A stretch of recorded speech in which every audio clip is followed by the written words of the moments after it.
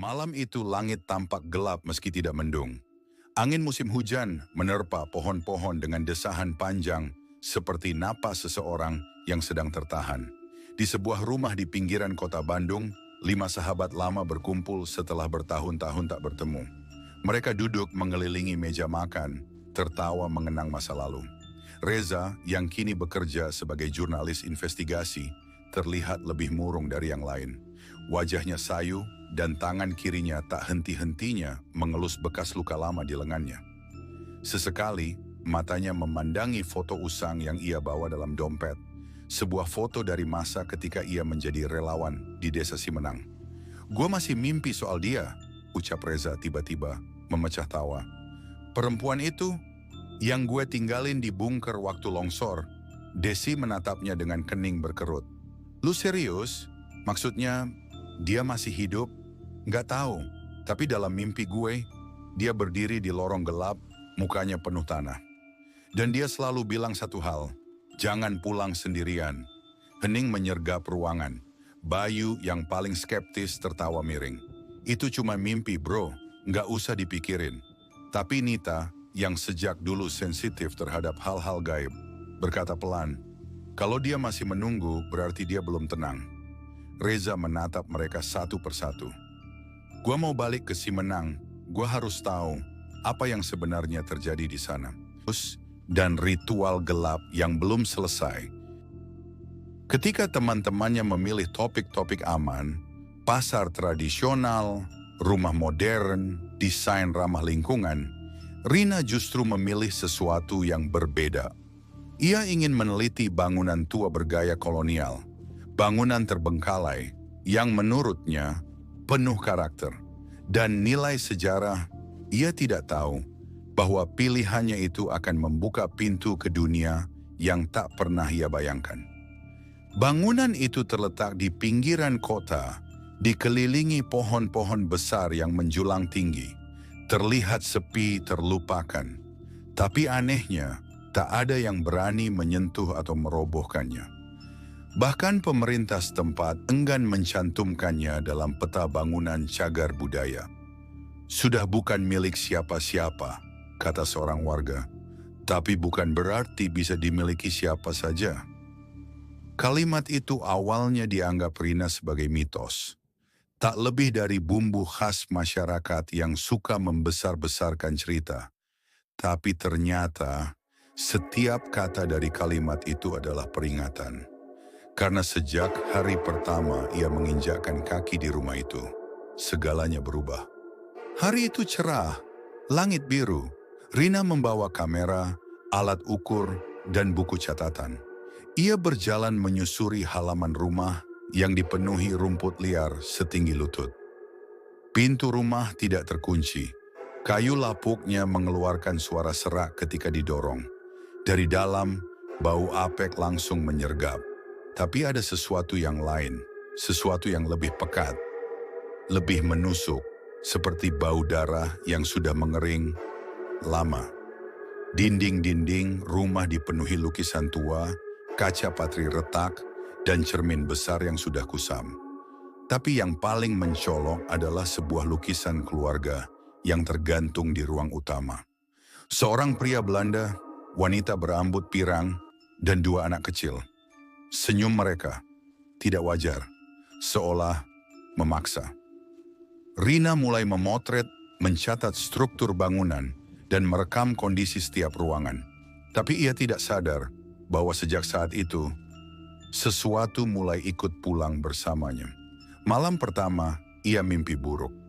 Mimpi yang berulang, dirinya berada di ruang makan rumah tua itu. Sendirian, tapi terdengar suara langkah berat dari lantai atas. Setiap kali ia mencoba bangun dari kursi, tubuhnya tak bisa bergerak. Dan ketika ia menoleh ke cermin, wajahnya bukan lagi wajahnya sendiri. Ia terbangun dengan tubuh berkeringat, jantung berdegup tak karuan. Tapi ia tak ambil pusing. Mungkin karena capek, pikirnya. Namun keanehan terus berlanjut. Laptopnya tiba-tiba mati saat sedang mengetik. File skripsi yang sudah ditulis 20 halaman menghilang begitu saja. Draft cetak yang sudah ditaruh di meja, sobek seperti dicakar sesuatu. Bahkan dosen pembimbingnya yang awalnya sangat responsif, mendadak jatuh sakit. Semuanya terasa seperti kebetulan. Sampai suatu malam, saat Rina sedang mengetik, ia mendengar suara tangisan. Pelan, panjang, pilu, bukan dari luar, tapi dari earphone yang sedang ia kenakan. Padahal ia tidak sedang memutar musik apapun. Ia cabut earphone-nya. Suara itu berhenti, tapi hanya untuk berpindah. Kini terdengar dari kolong meja. Sejak saat itu hidup Rina seperti dalam dua dunia. Dunia siang yang penuh logika, dan dunia malam yang semakin menelan kewarasannya. Ia mulai lupa waktu, sulit tidur, makan tak teratur. Tapi yang paling mengganggu, ia mulai bicara sendiri. Dalam bahasa yang tidak ia pahami, bahasa Belanda kuno. Teman kosnya mendengar, merekam diam-diam, dan menunjukkan padanya. Saat diputar ulang, Rina tak percaya. Itu bukan suaranya, tapi suara seorang perempuan yang bicara dengan nada penuh kebencian. Ia mencoba salat, berdoa, minta bantuan ustaz. Tapi entitas yang bersamanya seakan tak terganggu. Bahkan semakin aktif. Ia mulai melihat bayangan di cermin, mendengar anak kecil tertawa dari dapur, dan pernah suatu malam, ia bangun dengan kedua kakinya dipenuhi bekas cakaran. Dalam kondisi hampir menyerah, Rina mencari tahu lebih dalam tentang rumah itu. Ia pergi ke arsip kota, menghubungi sejarawan tua, dan dari sanalah semuanya terkuak. Rumah itu dulu adalah tempat penyiksaan warga pribumi. Sang pemilik, Tuan De Witte, melakukan eksperimen gaib untuk melindungi rumahnya dari perampokan. Ia membuat perjanjian dengan entitas dari dunia lain. Dan ketika keluarga itu terbunuh secara misterius, semua jiwa mereka tidak pernah pergi. Mereka terjebak dalam rumah itu. Dan sekarang mereka menemukan wadah baru, Rina. Setelah malam-malam penuh mimpi buruk dan gangguan yang tak bisa dijelaskan, Rina tetap bersikukuh. Baginya mundur bukan pilihan.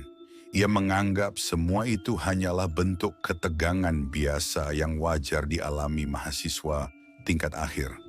Lagi pula tugas akhir ini sudah mendekati sidang. Ia tak mungkin memulai dari awal lagi. Terlalu banyak waktu dan tenaga yang sudah dikeluarkan.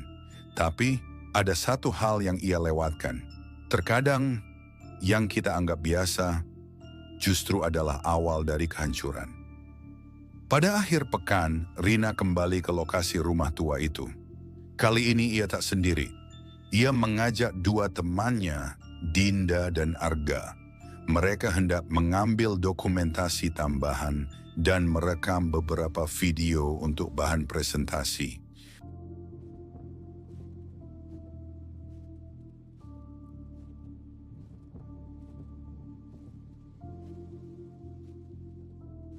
Namun sejak mereka tiba, suasana sudah terasa berbeda. Langit mendung, angin tak bergerak, dan udara terasa hampa. Bahkan burung pun tak terdengar bersuara. Kayak mati suri ya tempat ini, kata Dinda sambil memeluk jaketnya. Arga tertawa kecil, mencoba mencairkan suasana. Tapi bahkan tawanya pun terdengar hampa. Ketiganya mulai merekam video di ruang utama. Rina menjelaskan tentang arsitektur bergaya Belanda yang masih terlihat utuh. Tangga kayu spiral, kaca patri di jendela, dan ubin bermotif biru putih yang masih tertanam rapi. Namun saat mereka memutar ulang hasil rekaman, ada suara lain, bukan suara mereka, bukan suara angin, tapi suara perempuan menangis pelan dalam bahasa asing. Dinda langsung ingin pulang. Tapi Rina memaksa mereka bertahan. Sedikit lagi, hanya satu ruangan lagi katanya. Mereka masuk ke lantai 2. Di sana mereka menemukan kamar tua dengan ranjang besi dan cermin besar. Di dindingnya tertempel surat-surat berbahasa Belanda.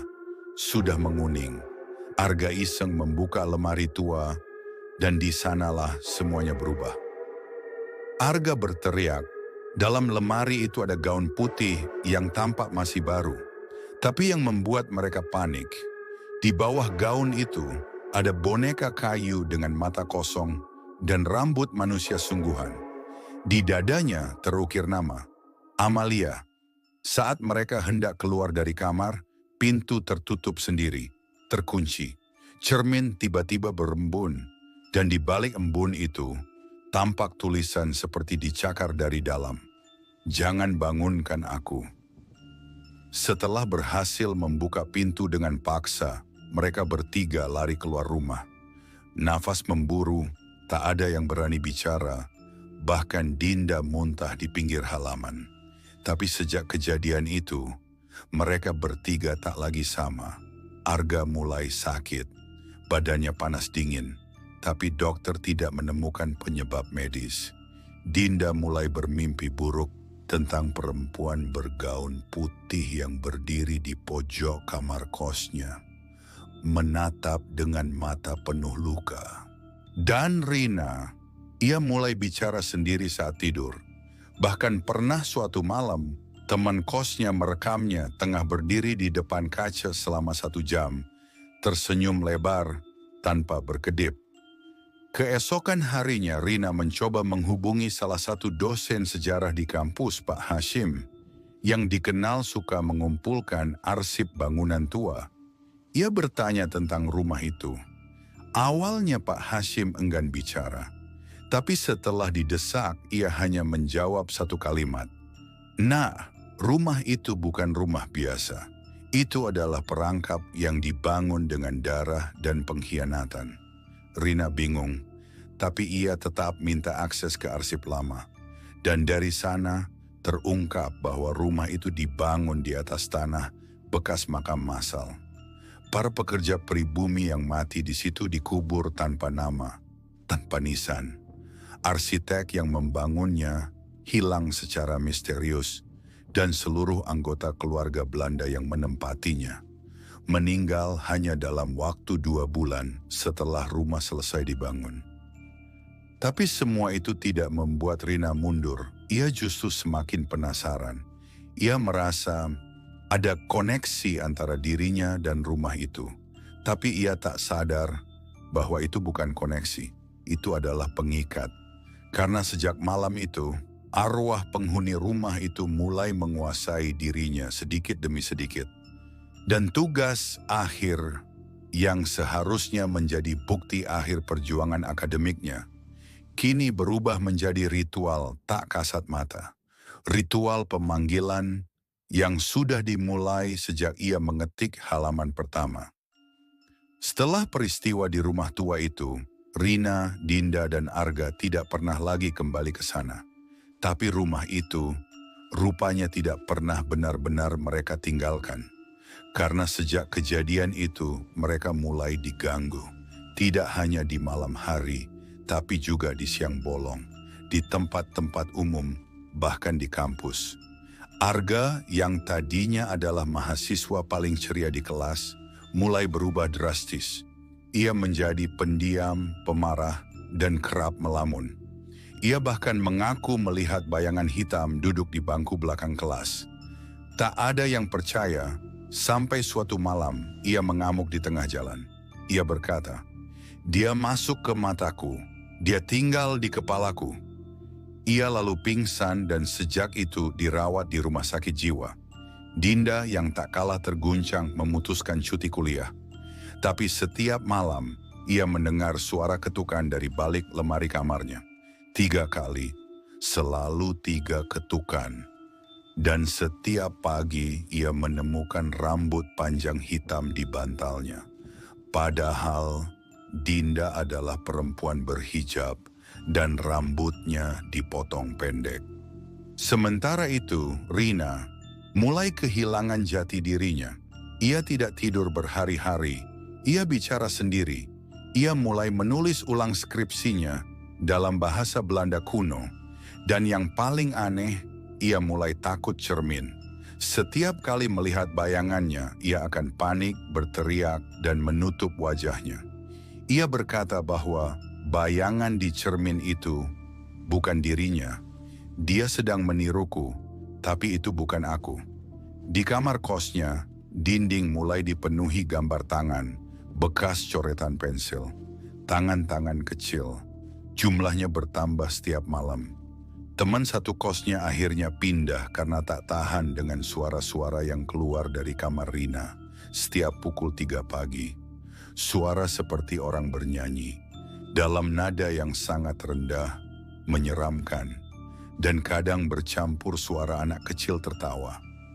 Latar musik, suara nyanyian anak kecil sangat pelan, samar, seperti dinyanyikan dalam ruang tertutup.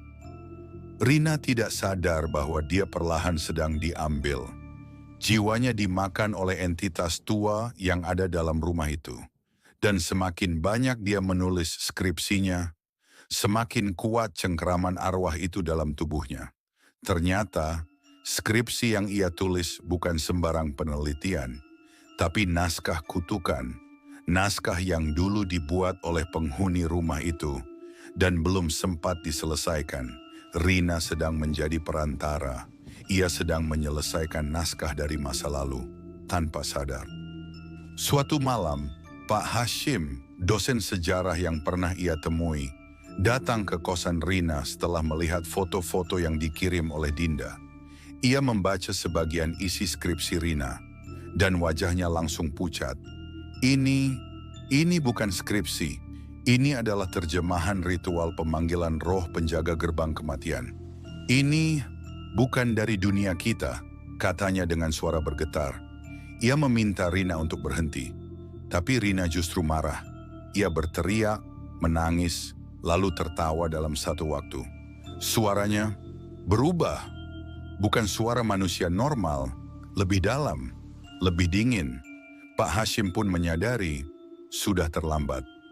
Keesokan harinya, Rina menghilang dari kosan. Semua barang-barangnya masih ada, kecuali satu, laptopnya. Teman-temannya mencari kemana-mana, tapi tak ada yang tahu keberadaannya.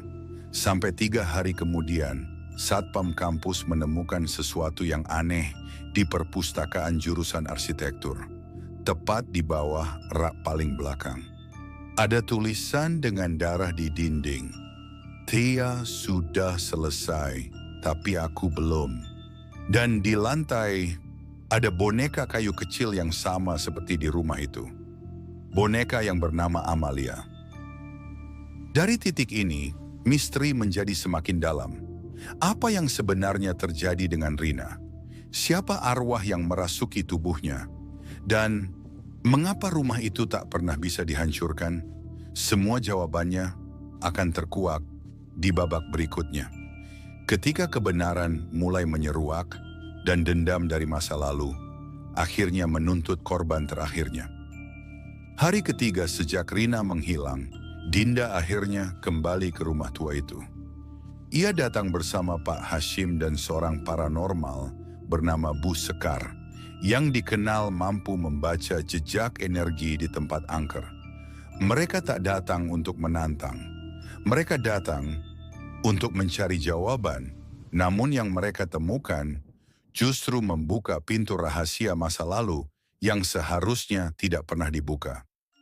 Saat memasuki rumah itu, Bu Sekar langsung memejamkan mata. Tangan kanannya gemetar. Ia berkata, "Tempat ini bukan hanya rumah, ini adalah wadah, penjara roh, tapi juga altar pemujaan." Mereka berjalan menuju kamar di lantai 2, tempat boneka Amalia ditemukan dulu. Di sana, udara menjadi sangat dingin, padahal siang hari. Di balik lemari, Bu Sekar menemukan ruang tersembunyi sebuah lorong kecil menuju ruang bawah tanah yang tidak tercatat dalam denah manapun. Dan disitulah semua cerita bermula.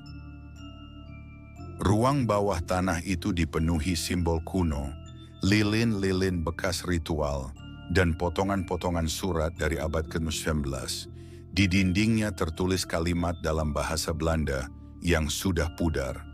Hij die het werk beëindigt, zal de brug openen. Artinya, dia yang menyelesaikan pekerjaanku akan membuka jembatan. Jembatan apa? Kemana? Lalu di sudut ruangan, mereka menemukan bingkai foto tua.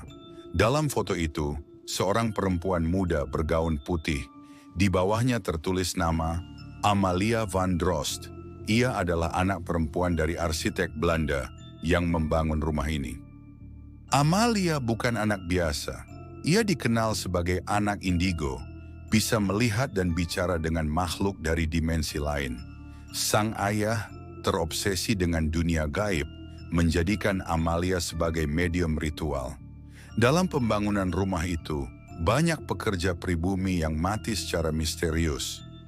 Darah mereka dicampur dalam pondasi. Daging mereka dikubur di bawah kamar utama.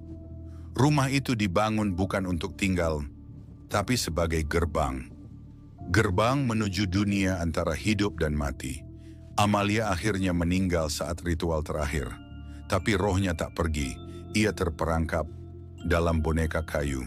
Dan selama ratusan tahun ia menunggu seseorang yang cukup kuat, cukup penasaran untuk melanjutkan ritual itu. Dan orang itu adalah Rina. Bu Sekar mengatakan, Rina saat ini tidak hilang, ia berada di dalam rumah. Tapi bukan secara fisik, jiwanya ditelan oleh ruang spiritual yang hanya bisa dibuka saat gerbang antara dunia terbuka. Dan itu hanya bisa terjadi satu kali setiap 13 tahun. Dan kebetulan malam ini adalah malam ke-13 tahun sejak pintu terakhir ditutup.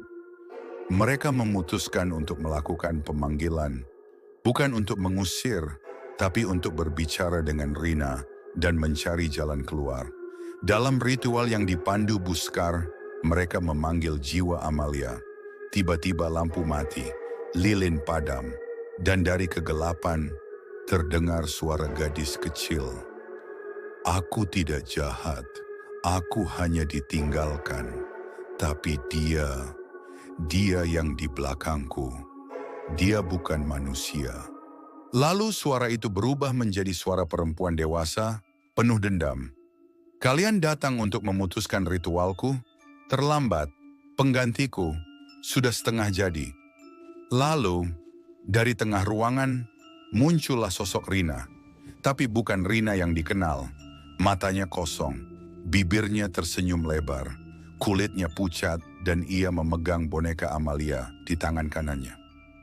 Bu Sekar mencoba berbicara dengan Rina, memanggil jiwanya. Tapi yang menjawab adalah suara lain. Amalia sudah menyatu denganku. Kini kami adalah satu. Dan kami akan membuka gerbang itu melalui tubuh ini. Lalu dinding rumah mulai berdarah.